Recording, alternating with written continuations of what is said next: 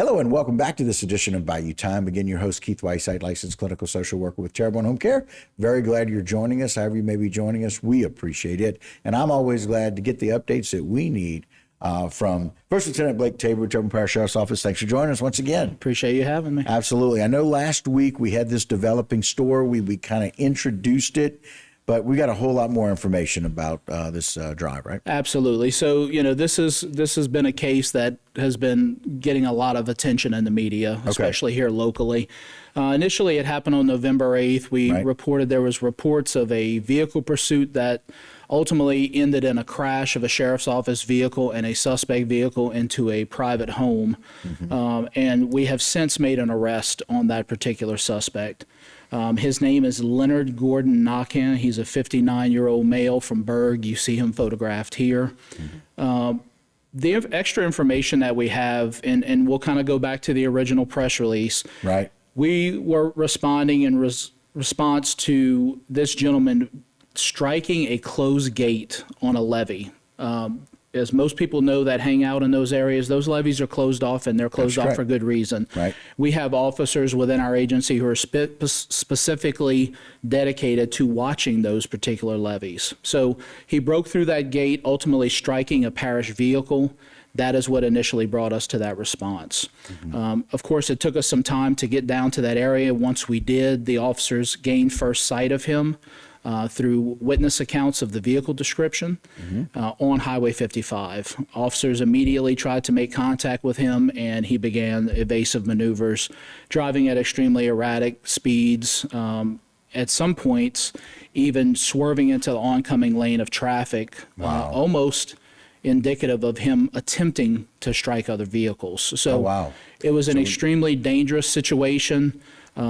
Unfortunately, that did culminate in a crash between a sheriff's office vehicle and that suspect vehicle. Both vehicles did careen into an unoccupied residence in the 1100 block of Highway 55. Right. It's our understanding that the house was not occupied at the time of the crash, though it was being lived in.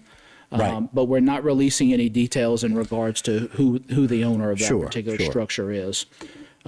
We did have two officers that did receive medical treatment immediately after the crash as a result of this, along with the suspect.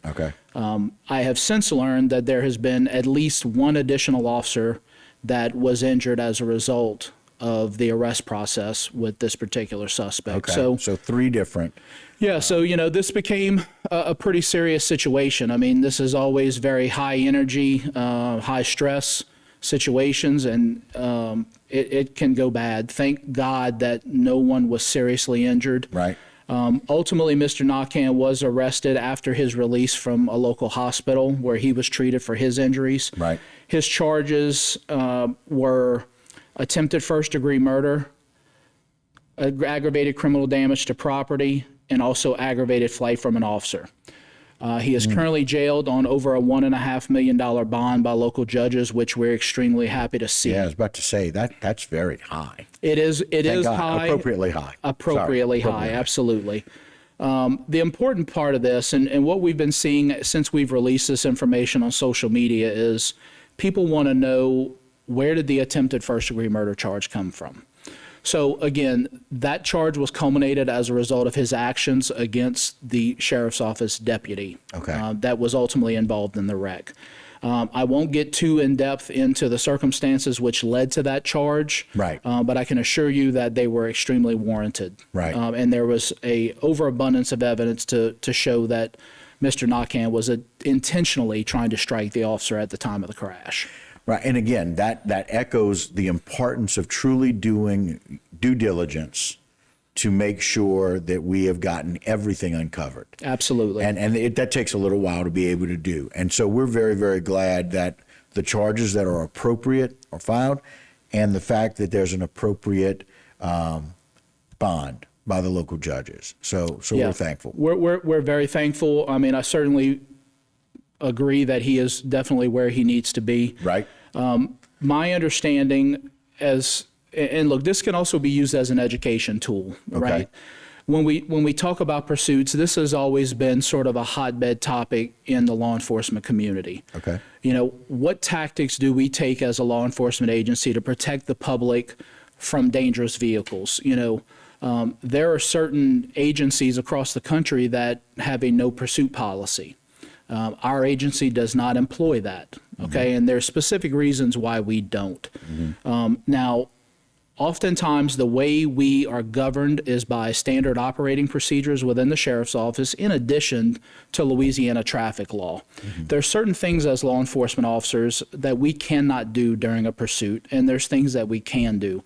But it's important that the public understand that oftentimes those things are predicated upon the actions of the suspect. Right. And we have to do what is necessary to protect the general public, even in some circumstances if that is terminating a pursuit or stopping the pursuit of a suspect vehicle because of erratic driving. Well, and the fact that the way you describe this, and again, we can't get into some of the specifics, but this individual put so many more people's lives in danger to the point that there is a charge of first-degree murder.